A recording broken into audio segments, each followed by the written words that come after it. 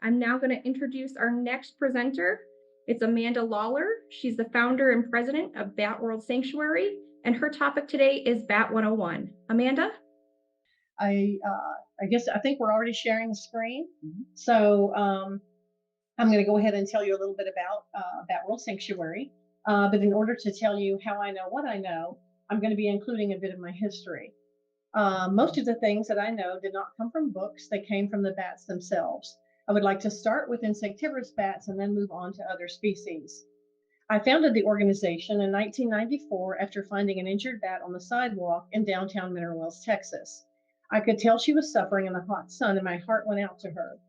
Back then, it was believed that all bats are rabid and basically vermin, but still I could not let her suffer, so I scooted her onto a newspaper with the toe of my shoe and put her in a box in the back room of the furniture store my mother and I owned.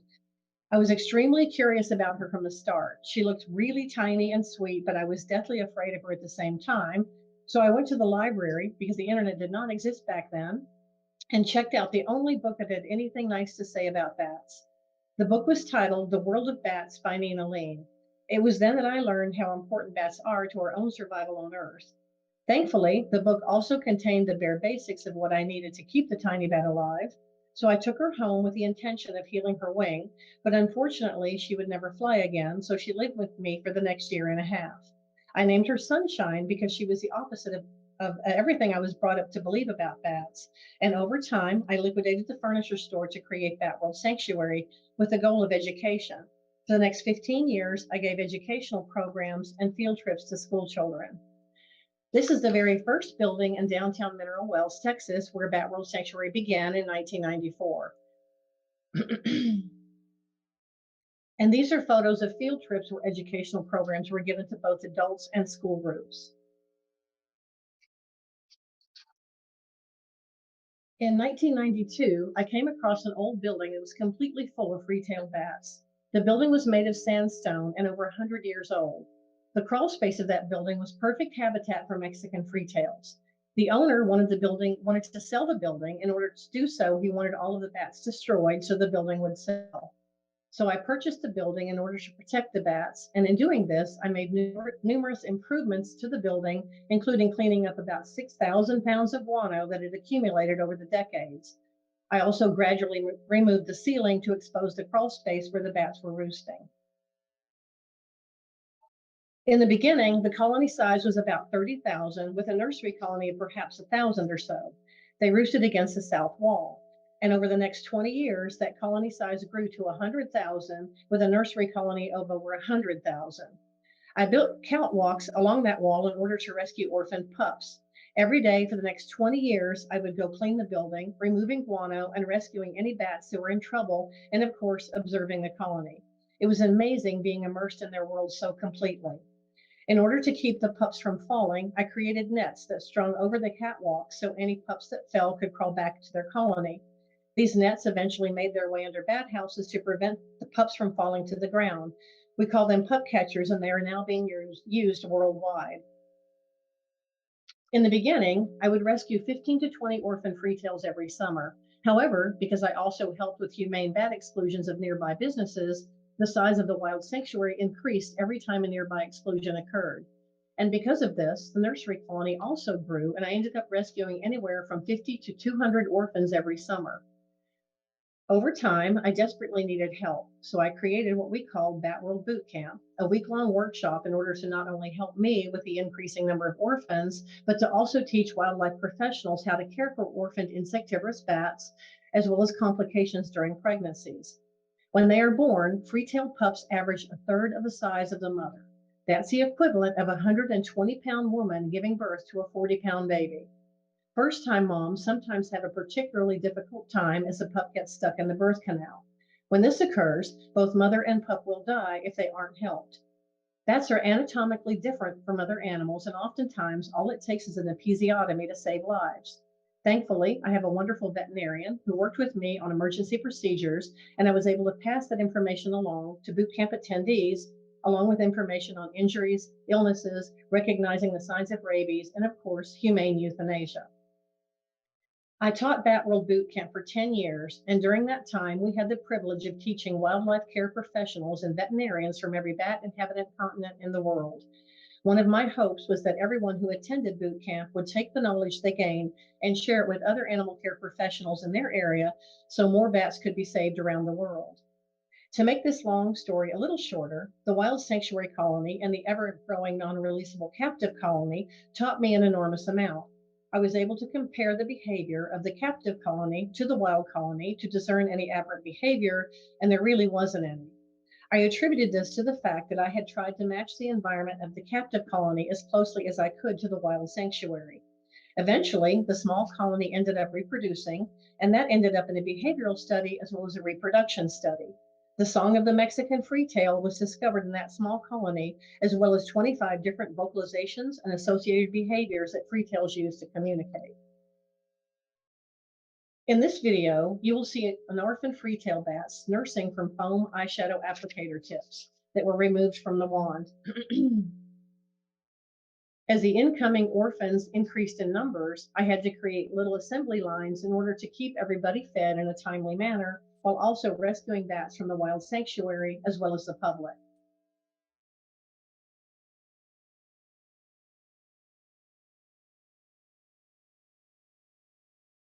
These are some of the students that attended Bat World Boot Camp in the early years. And this is a free-tailed mother giving birth to her exceptionally large pup. Unfortunately, she was found already deceased while trying to give birth. An ectopic pregnancy was also discovered at the wild sanctuary. Thankfully, she was able to be saved with veterinary surgery. Here you see a male free-tail bat marking his territory with his gular gland on a beam at the wild sanctuary.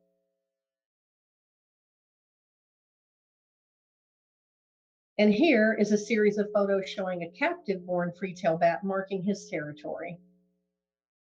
Lastly, this is some of the simulated natural habitat we used in the early days at Bat World Sanctuary.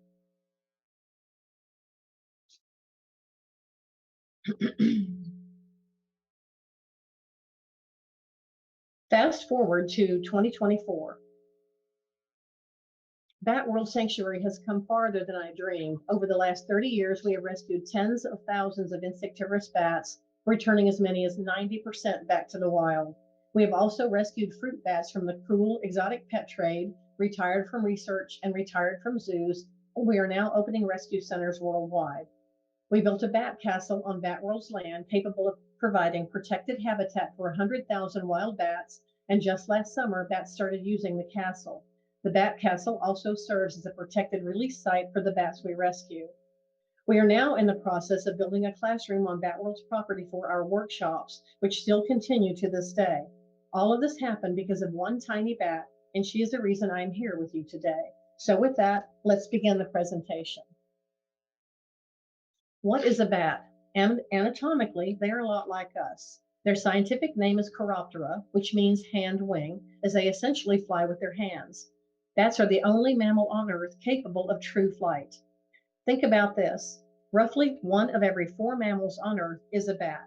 If your day includes soap, cosmetics, toothpaste, coffee, margarine, paper, life-saving medicines, candles, rubber, chewing gum, spices, vegetables, fruits, chocolate, or even margaritas or beer, you are not only involved with bats, you are dependent upon bats. Insect-eating bats are virtual vacuum cleaners of the night sky, and fruit and pollen bats disperse seeds and pollinate many valuable plants and trees that bring us products we use on a daily basis. Fruit bats are responsible for 98% of rainforest regrowth, the lungs of our planet. Bats date back approximately 50 million years, and they have been maligned as long as man has walked the earth. The truth of the matter is, bats are a keystone species, and they have long played essential roles in our lives. Their loss today would compromise the health and stability of the planet we live on. As most of us here already know, there are more or less 1,400 species of bats worldwide. They occur in every continent except the extreme desert and polar regions. These species include frugivorous, nectivorous, insectivorous, sanguivorous, and carnivorous. And most of the world's bat species are insectivorous, about 70%. A little less than 30% of the remaining bat species eat fruit and nectar, with vampires and carnivorous bats making up the last small percentages. Only 3 species of vampire bats exist in the world, and of course, they do not feed on humans. They get their blood meals primarily from livestock and birds, and even then, it's in very small amounts. Carnivorous bats feed on frogs, toads, and small mammals. The habitat ranges for bats are extremely diverse. They roost in everything from the branches of trees to under the loose bark of trees to the hollows of trees to caves, cliff sides, and mines. And because we continually tear down their natural habitat, bats often end up roosting in man-made structures. They can be found behind the shutters of homes, in attics, and even between windows and screens, and of course, bat houses. Japanese tube-nosed bats hibernate in tiny snow caves on the ground, and our own eastern red bats sometimes hibernate in leaf litter. For the sake of bat rehabilitation here in the US, insectivorous bats are grouped into 2 roosting categories, tree bats or crevice bats. While they are both bats and eat the same diet, crevice and tree bats seem like completely different animals. A different method of handling as well as habitat is required in order to provide successful rehabilitation for both types of bats. When insectivorous bats in rehab are provided simulated natural habitat, they always fall into their natural roosting behavior of either tree roosting in artificial leaves hung from the ceiling, or crevice dwelling in fabric roosting pouches or rock-type roosts. On the other hand, most captive fruit bats appear to prefer roosting in dark areas or even in crevices in captivity, even though they may roost on the branches of trees in the bright sunshine in the wild.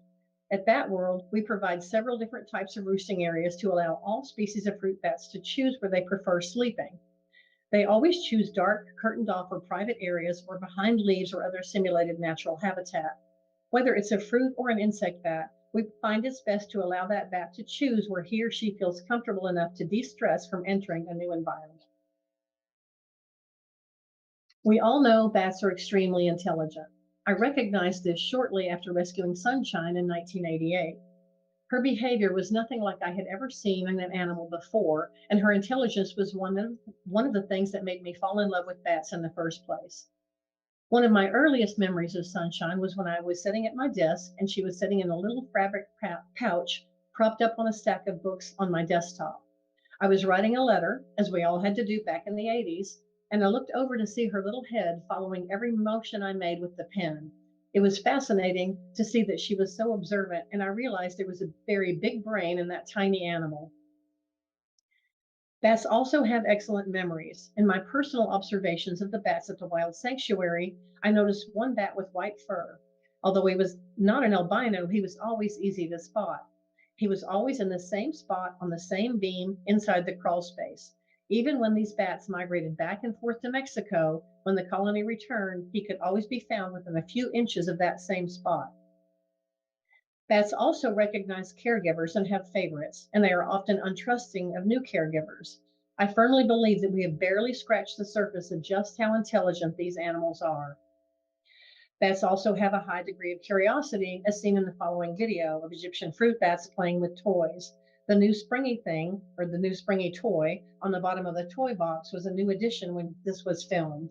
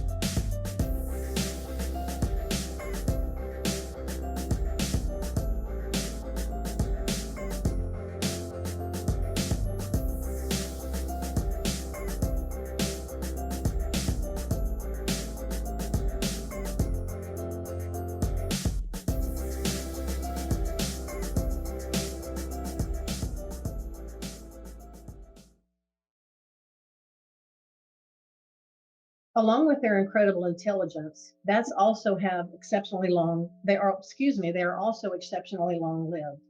The lifespan of most insectivorous bats is between 15 and 40 years, bearing their lives being cut short by predators and even humans. The exception to this are insectivorous tree bats, which seem to live 5 to 6 years. So far, 6 species have been documented to live more than 30 years. In 2006, a Branchmyotis set the world record at 41 years. That's 10 times what the lifespan would be for other mammals of the same size. The average lifespan for fruit bats is between 20 and 30 years, depending on the species. Many of you may be aware of Statler, the longest lived fruit bat to date. He was 34 years old when he passed away after being retired to us a few years prior. The longest lived bat in our colony of non-releasable freetails was a little orphan who was rescued with crushed wing fingers when she was about 2 weeks old. I named her Andrea. She never had the opportunity to fly, but she behaved normally and went on to have a little male pup named Andy. Andrea lived 18 years and Andy lived to be 15. Most bat species only have 1 or 2 live young per year. Insectivorous tree roosting bats are the oddball. They can have as many as 5 live young once per year. Tree bat species in the U.S. include red bats, Seminole bats, yellow bats, and hoary bats. They appear to be more primitive in behavior and live solitary lives except when raising their young. Tree bats are beautiful, as you've already noted. They are brightly colored to resemble dried leaves or the bark of trees, which helps to camouflage them from predators such as blue jays and crows. During the summer months, orphan tree bats are one of the primary species that come into captivity in rehabilitation centers due to bird attacks. When a mother bat is attacked by a bird, she will gather up all of her babies to try to fly away to safety. However, the weight is normally too great, so they end up grounded. Most often, a mother tree bat will lay on the ground with her wings over her pups, as seen in the photo, trying to protect them and even dying in the process. Some mothers will take off, only carrying what she can while leaving other babies behind in a tree. Tree bat pups also end up falling to the ground when they fall off mom as she is flying away from a bird attack.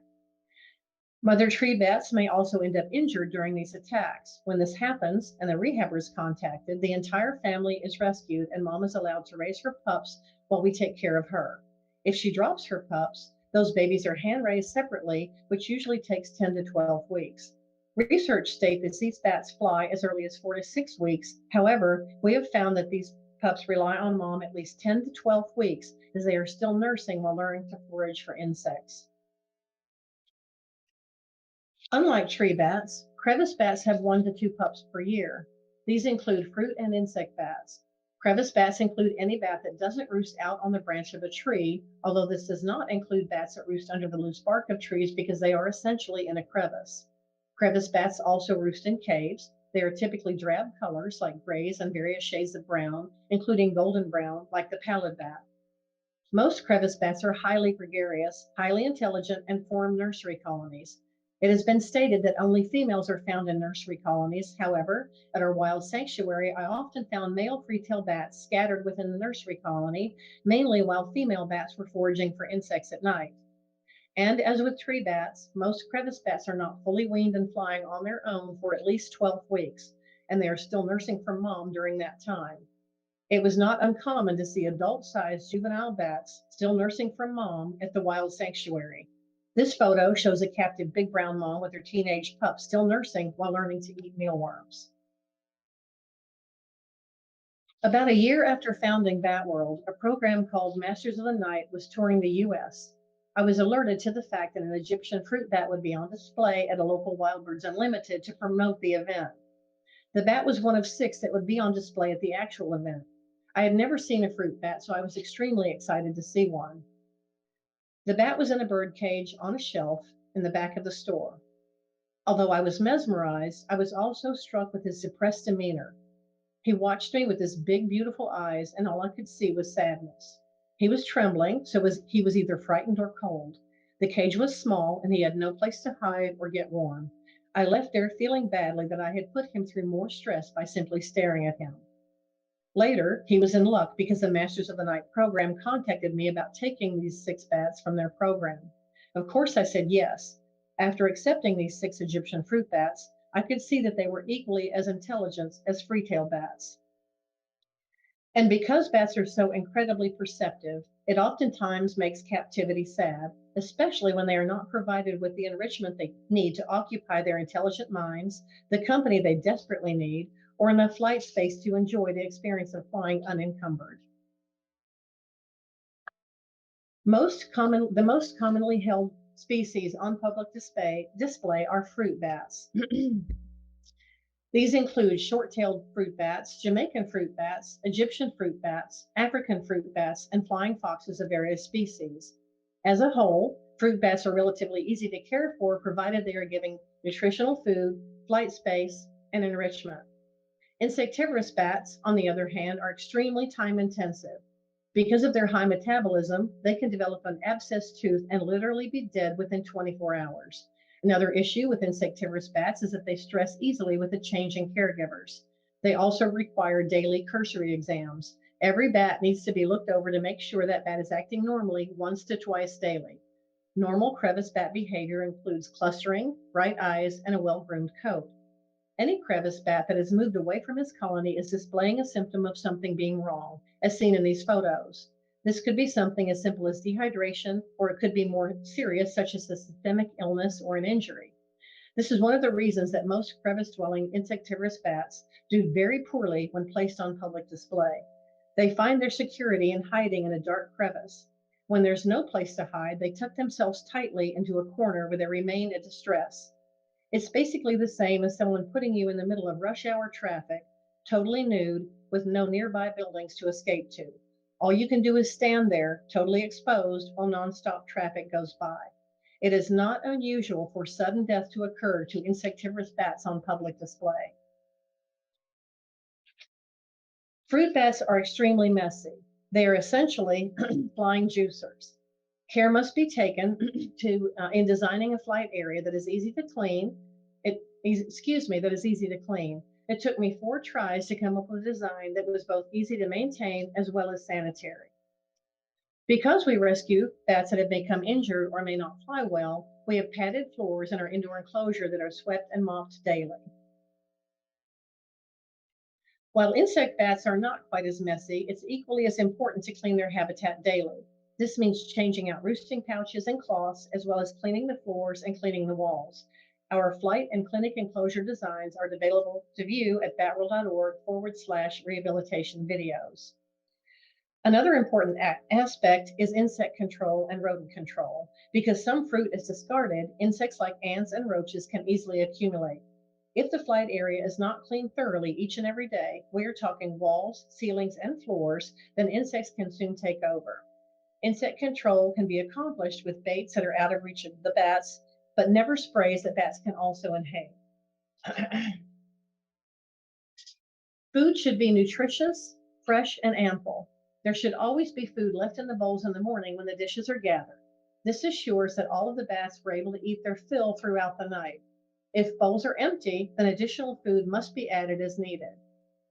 Flighted fruit bats should never be fed in dishes on the floor where their food will become contaminated with urine and feces. The diet we provide is mixed fresh daily along with nutritional supplements for both the fruit and the insect bats. For the fruit bats, we also provide bananas hung whole, as well as nets that include fresh greens such as leafy lettuce, bell peppers, sweet potatoes, and mangoes. All the fruit is made fresh daily. Our insectivorous bats are fed mealworms, and while they do get the same thing day after day, we change it up nutritionally as well as by taste. We do this by adding a different moisture food for the mealworms to feed on 24 hours before being fed to the bats. The moisture food can include sweet potatoes, apples, carrots, squash, corn on the cob, etc. These fruits and vegetables actually make the mealworms taste and smell like the food item they've been feeding on, as well as offering different nutritional values. And we do know they taste different because one of our boot camp attendees did a taste test and proved it. We also change out our supplements. For instance, we use Missing Link one day and Bionate the next, and so on, to include more variety for insectivorous bats. Food dishes should be made of stainless steel or glass to prevent bacteria buildup, and all dishes should be washed thoroughly before refilling. All water dishes should be changed out every single day, and the dishes washed and rinsed thoroughly. In the early days, we offered glass in water bowls that were attached high along the ceiling wall for the fruit bats. The glass made it easy to see when the water became contaminated during the day, so it could be changed immediately. I always included small mesh ladders in each bowl because I was concerned that a tiny short-tailed fruit bat may fall into the large bowl and be unable to climb the slick sides to get out. It's important to note that fruit bats are prolific water drinkers. They should never be without a source of water. If a water bowl must be washed out, it is critical to replace it immediately after washing rather than waiting until it's convenient. Later, I discovered a way to use glass bottles that are made for kennels by fashioning a way to hang the bottles from the ceiling by using protective netting. We are now able to hang them from the ceiling, and the fruit bats can cling directly to the bottle to lap their juice or water without any risk of contamination. These bottles are washed and the nozzles are disinfected daily, then refilled with fresh water or juice and hung back up. Insectivorous bats are provided small water dishes that are actually car parts. These stainless expansion plugs are the perfect size for microbats. We also use larger stainless bowls that are filled with glass marbles so a bat cannot fall into the water. There should be enough marbles to allow a bat to actually walk across the top of the water if they want to. This prevents any accidental drowning for tiny insectivorous bats. Flight enclosures should be large enough to provide continuous free flight, which means simply not large enough to fly from one wall to the other. The enclosure should also provide enough room for bats to hover, climb, play, and socialize. A minimum sized enclosure for a group of 20 bats should be at least 12 times the wingspan of the largest bat in square feet. For example, a colony of 20 Egyptian fruit bats require a minimum sized flight area of around 24 by 24 feet or 576 square feet. The larger the space, the better, of course. We recommend increasing the enclosure size by 15% for each additional 10 bats housed. The ceiling height of 6.5 to 7 feet allows caregivers to visually observe the bats and access them from the ceiling when needed. The temperature and ventilation inside enclosures must provide a comfortable environment for the bats. When not in hibernation, adult insectivorous bats are best kept in temperatures ranging from 68 to 75 degrees Fahrenheit. And fruit bats are best kept in temperatures ranging from 70 to 80 degrees Fahrenheit. Supplemental heat is provided when temperatures fall below 60 degrees Fahrenheit. It is critical to note that fruit bats cannot withstand temperatures below 50 degrees Fahrenheit. Bats live in a variety of climates that vary in humidity. Most fruit and insect bats are comfortable and healthy in captivity in 60% humidity, although a higher level is required for orphan bats of all species. And ideally, fresh outdoor air is best for ventilation. However, if that's not available, then an air cleaner system with HEPA filters can be used to maintain air quality. Lastly, all facilities should have both a disaster plan and a contingency plan in place. In the event of fire or floods or other natural disasters, a written evacuation policy should be in place and evacuations and fire drills should be practiced so that everyone is familiar with the plan. In the event of sudden death, particularly in the case of bat care professionals who work alone, a written policy should be in place for the bats in their care to be transferred to an appropriate facility or caregiver if the need arises. When handling bats, it's best to use soothing tones and wrap the bat up in a soft cloth or gloves. Bats should absolutely never be scruffed behind the neck or held outstretched by the wings. These are antiquated ways of holding bats that cause pain and can easily damage delicate wing bones. In research, bats are often held in this manner to take photographs, and these photos are not attractive. They show bats in pain, with slanted eyes and open mouths, baring their teeth. This loses the true beauty of the bat by making him look aggressive. It also makes the handler look awful for causing unnecessary pain to a tiny, defenseless animal. When photographing bats, it's always best to use gentle handling as well as soothing tones. This way, the bat is more relaxed and the photograph will show the true beauty of the bat as seen in the bottom photo. There are simple ways to manage a colony as well as managing individuals at the same time. A cursory exam of a colony will provide a lot of information. Take a glance once or twice daily at all the bats in your care. Look for well-groomed fur, bright, alert eyes, and hanging with the group or close to the group. As stated earlier, most colonial bats will self-isolate when they are not well. Any bat that has isolated itself from the others should be examined. That bat should be collected and carefully looked over to find the issue. If it's a slight injury or dehydration, you can treat the ailment, then mark the bat with a temporary tattoo paste or another form of identification, as seen in the photos, and then allow the bat to go back to the colony. This allows you to collect that bat for further daily treatment if needed, while letting the bat return to its colony to ensure less stress. If the bat is doing very poorly, then that bat should be removed from the colony and isolated while it heals. If possible, an isolation enclosure should be placed near or inside the larger enclosure from where the bat came in order to provide mental stimulation and ease stress. Having company always ensures better health, especially for gregarious species. Older bats that no longer fly or struggle to keep up with their active colony need special care as they tend to fall and become injured. They also tend to stay in one area, particularly where their food and water is close by. They don't seem to want to wander around their flight enclosure at all.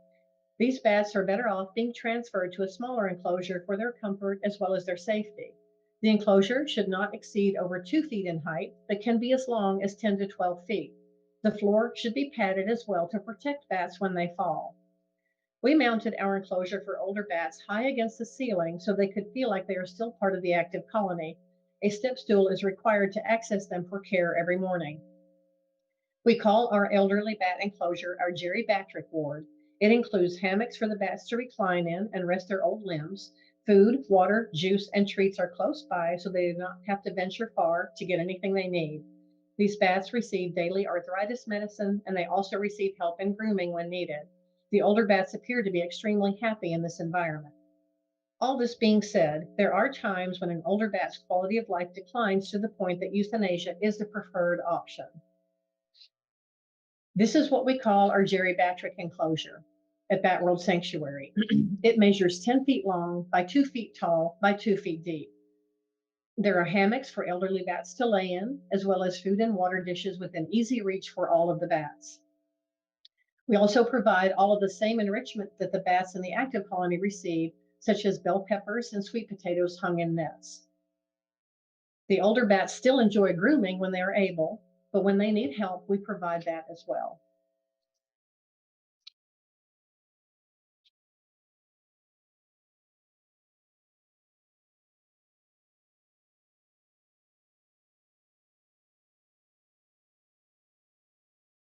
Bats need to be transported in a safe manner that also allows for their comfort and safety, and in a manner that allows climate control as well as frequent checking on the bats to ensure they are doing well. We use mesh carriers as seen in the top photos. The floor is padded in case of turbulence or bumpy rides that may cause the bats to fall.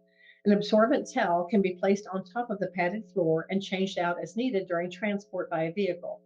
A dark cloth should be placed on the top of the crate, extending halfway down the sides. This allows the bat to hide in darkness while allowing light to enter the bottom of the crate. The mesh crates can be double enclosed inside a larger metal kennel or crate if needed, indicated by the green arrow. This inner crate should be visible to the transporters so the bats can be assessed and provided for as needed. Fresh fruit and water are provided, hanging high on the walls of the crate in coop cups. When driving, additional fresh food is taken along in a cooler to be given as needed. No food is ever placed on the floor where bats can defecate and urinate and easily soil their food. While the crates pictured are specifically for insect bats, fruit bats should be shipped in the same manner. The only difference is that larger fruit bats will require mesh with larger holes to more easily grip with their toes.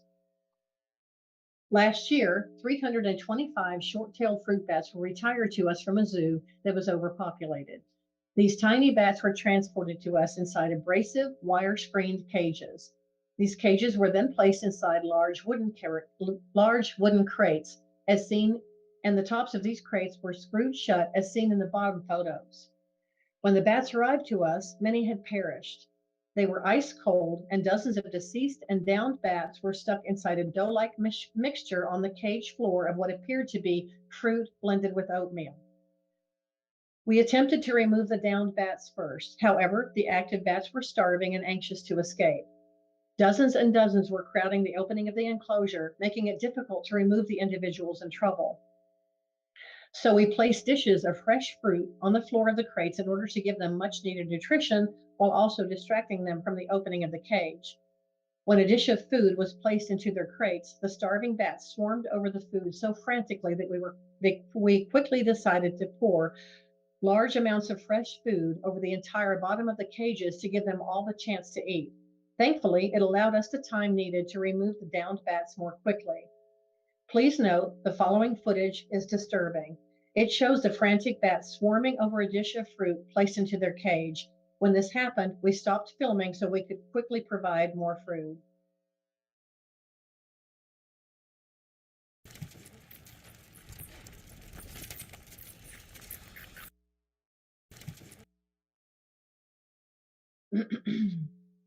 We all know how important it is to educate the public about these misunderstood animals, and good husbandry is a part of this education.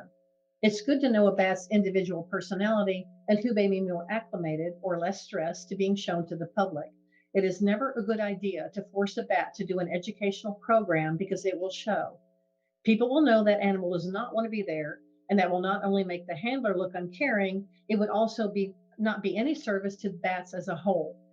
People will be more focused on how distressed the bat is rather than on learning. Bats that are a good candidate for educational programs are ones with more laid back personalities.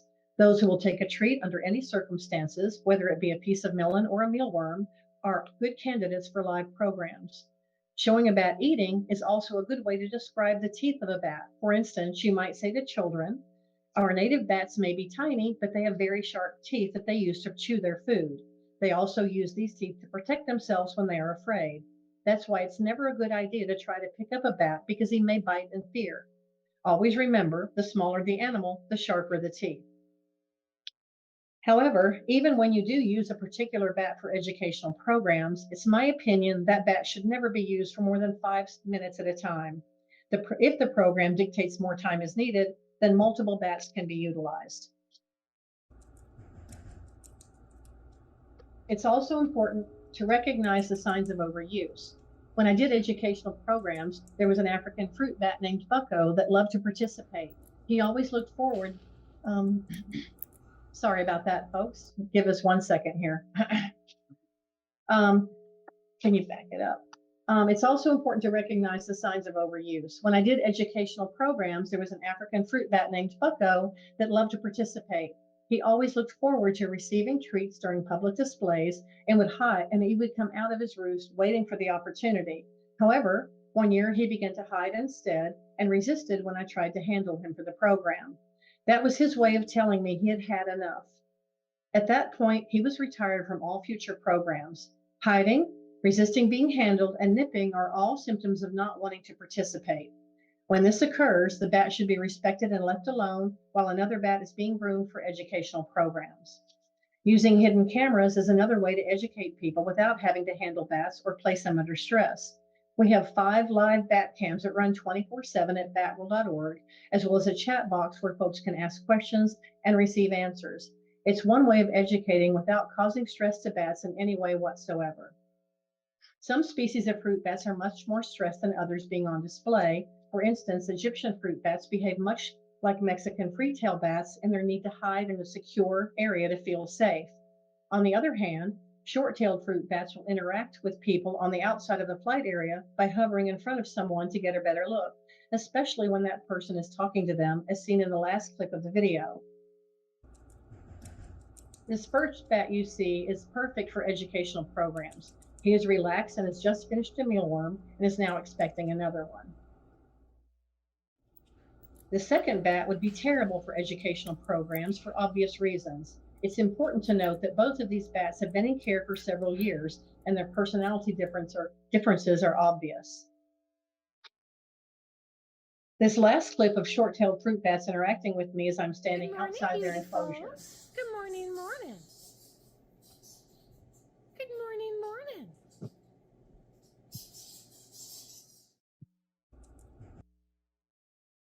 One of the most important things we can do to help bats in captivity is to improve their psychological health. We can do this with simulated natural habitat, a large flight area, as well as enrichment. It's critical that colonial bats have roost mates. This does not mean just one. It means a dozen or more in order to have a happy, healthy colony. Any animal who is suppressed is going to eventually decline physically. All captive bats should have ample opportunity to fly. As stated earlier, simply flying from one wall to the other is not adequate, and it's actually sad for that animal. This is something the public notices and something they do not approve of. Rather than walking away feeling respect for an animal they have just learned about, most walk away feeling sad that a flighted animal is enclosed in such a small space. Again, what I have learned over the years wasn't taught by books, it was taught by the bats themselves, by my mind being open to what that one tiny little bat named Sunshine needed. Some of the information the industry uses today is outdated and even wrong. We need to evolve. We need to open our minds to what bats truly need in captivity in order to thrive. Over the years, I have noticed that every single enrichment item I added was taken advantage of by the bats immediately. After a while, a new enrichment item may become boring, so you can switch it out for something else. But it's important to keep a new enrichment item in a similar place and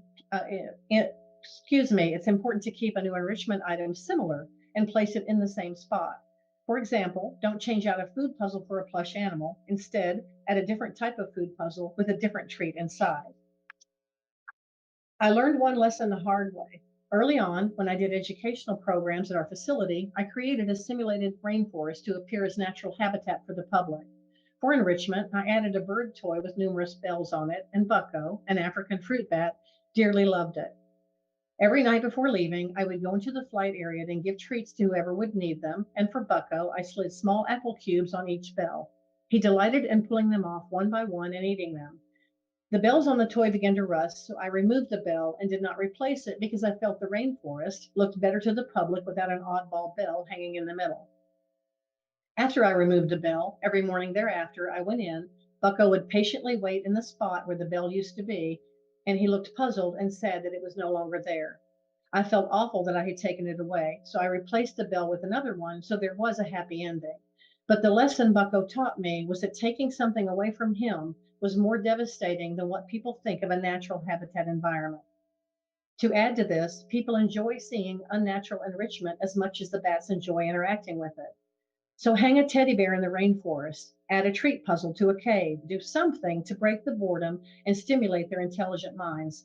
Not only will the bats benefit, but viewers will know that the handler or facility cares enough about their animals to make them happy. And once you start, don't ever stop. You never know who is looking forward to something that is now missing. One of the exercises I used to do at Bat World Boot Camp is one that I would like to do with all of you now. It's going to involve closing your eyes and imagining, so please close your eyes and imagine what I'm about to tell you. Imagine someone takes you captive. You don't speak their language, you don't know who they are or why they have taken you captive. They put you in a room that is brightly lit with bare white walls. There's no windows, just bare white walls. There is a toilet in the corner, but it does not flush. There's also a sink, but there are no handles, so the water won't turn on. You can go to the bathroom, but you have no way to flush the toilet. You have to wait for your captor to do that for you. You also have no fresh water until your captor shows up and turns the faucet on for you. Your captor brings you food once a day, but it's always the same thing. There's never any variety, and it's just enough to keep you alive. It's always placed away up high on a shelf, so you struggle to reach it every time it's brought in. You can't contact your family. You can't talk to a friend. All you can do is wait for your bland meal to arrive, your toilet to be flushed, and the water to run. You spend every day there. Days become weeks, weeks become months, and months become years.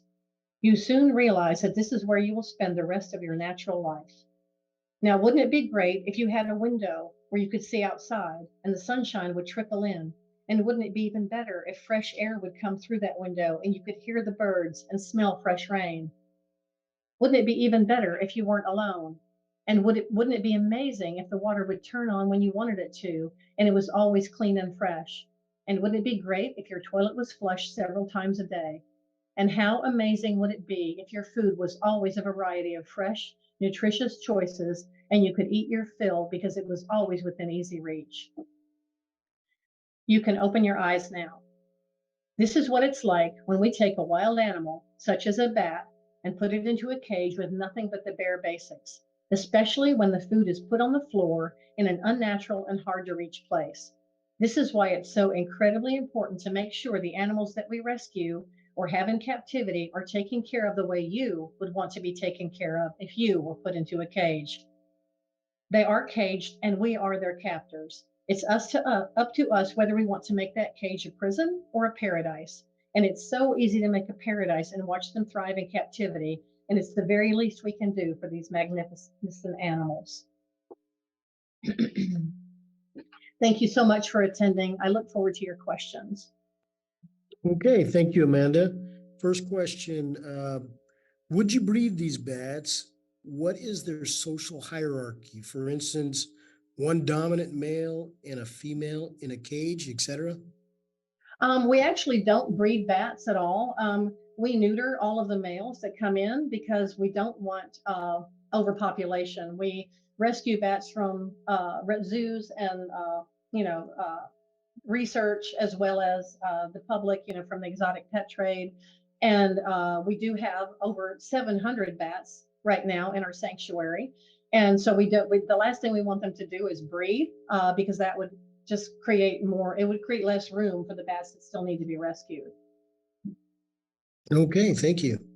Next question, would free tails still exist without human intervention? Is there are usually issues with birth? If there are usually issues with birth. Sorry. Oh, yeah, absolutely. They'll still exist. I noticed at the wild sanctuary when I was there that we would have the nursery colony grew from about 1,000 to about 10,000 over time, and roughly maybe 1 to 2% of those bats ended up in trouble and ended up having a difficult time giving birth. And rehabilitators also still receive bats in captivity or see bats into rehabilitation that are in the process of giving birth but unable to. So it's a horrible thing for insectivorous bats in particular because their pups are so incredibly large. How do you secure, or how did you secure community and legal approval to maintain the downtown colony, especially in the context of preventing zoonotic disease transmission? I'm sorry, we had a little glitch. Could you repeat that, please? Sure. It said, how did you secure the community and legal approval to maintain the downtown colony, especially in the context of preventing zoonotic disease transmission? That's an interesting question. That wild colony that when I bought the building to protect them, that had been there for probably 60 to 80 years before I ever purchased the building. And guano had built up in there to where it was becoming a public health hazard. So I removed all that guano. In addition to that one building, bats were in almost every single building in the downtown area of Mineral Wells because all of those buildings were in kind of a sad state of disrepair. So they were colonies scattered throughout that entire downtown area. And so over time, I did help other businesses downtown do humane exclusions of colonies. And when I did, those bats would move into the wild sanctuary. And although it was downtown, because I did clean it on a daily basis and also rescued bats from downtown businesses that didn't have any part of the wild sanctuary, the town was pretty much happy that I was there cleaning everything up and rescuing bats that would otherwise just be flying around inside their business or laying on a sidewalk where a child or a pet could come across them. Okay, thank you. Next question. What do you suggest for control of fruit flies in a fruit bat exhibit with cypress mulch flooring? Can you repeat the last 3 words you just said? Yep. It's asking about control of fruit flies in a fruit bat exhibit with cypress mulch flooring. Oh, we don't use any kind of mulch or shavings on our floor. I'm not sure if cypress would work. We do control fruit flies with little fruit fly baits and things like that, as well as fans, because fans will kind of, drive them away. We don't use any kind of shavings on the floor because a lot of bats that end up on the floor could be easily stepped on, especially little short-tailed fruit bats who are incredibly tiny.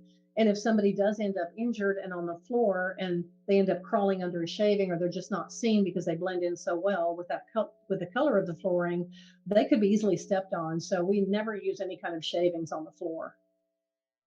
Okay, thank you.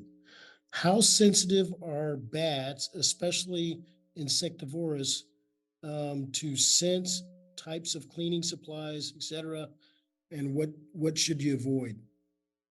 Well, we use just two cleaners. We use alcohol and bleach. We do use alcohol to wipe down the walls. We also use, we also use an environmentally friendly spray foam cleaner. Um, those are the only things we use, and we do keep the scents to a minimum. But we have not had any issues with the cleaners we've used so far. Okay, thank you. Can you repeat the vitamins used for insectivorous bats? Well, we use several. We use Vionate. We also use Missing Link, preferably for felines because it contains taurine, just in case insectivorous bats do need taurine. It never hurts to have that. We also use a cranberry powder on the insectivorous bats' mealworms, which helps to cut down on tartar, which insectivorous bats are highly prone to tartar and dental issues in captivity. And we also use some a supplement in their water that helps with that. So we use basically Vionate and Missing Link. Okay, thank you. Do you provide nectar for your fruit bats if you have nectivorous bats? Do you try to get fresh flowers with pollen as much as you can? I reckon it will be hard to get fresh flowers with pollen. That's exactly right. We don't have any nectivorous bats right now. We just have fruit bats. But if we did end up with nectivorous bats, we definitely provide a pollen source. There are commercial pollen sources that you can purchase, and of course, honeysuckle and things like that grow wild. We would definitely secure that from our own property, where we know there are not any pesticides or any residual anything that could potentially harm the bats. But right now we do not have any pollen bats. Okay, thank you. Is there a document where the husbandry details are shared, specifically space requirements, temperatures, etc.? We do have information on our website, batworld.org. We have our standards for bats in captivity on our rehabilitation guide page. And there's also a free book download called Captive Care Rehabilitation and Captive Care for Insectivorous Bats. That's also available as a free download on our website, batworld.org. And the tab to look for is Rehabilitation Guide, and everything that anyone possibly needs could be found there. Hey, thank you. What enrichment involving foods could you recommend for insectivores? Well, for insectivorous bats, of course, we use a lot of the moisture foods for enrichment. They tend to, free-tailed bats are our most common species that we deal with. We do rescue all kinds of other species as well, but that's the most prominent species we have, non-releasables in captivity. So we use the moisture foods that I mentioned earlier, putting different moisture foods on the mealworms to give them taste variety. We also sometimes will put small pieces of the same moisture food in the mealworm dish, the same dishes the bats are eating from. That allows the bats the mealworms to continue to feed on the moisture food. And sometimes we do find those little pieces of moisture food with little tooth marks on them as they've been taken out of the dish and put on the little miniature cave floor that they live in. So we do know they play with them, but particularly with insectivorous bats, their main environmental enrichment is going to be just social, just mainly with having enough roost mates to keep them company because they're highly social. Okay, thank you. Next question, how does one help groom a bat? It depends on the species.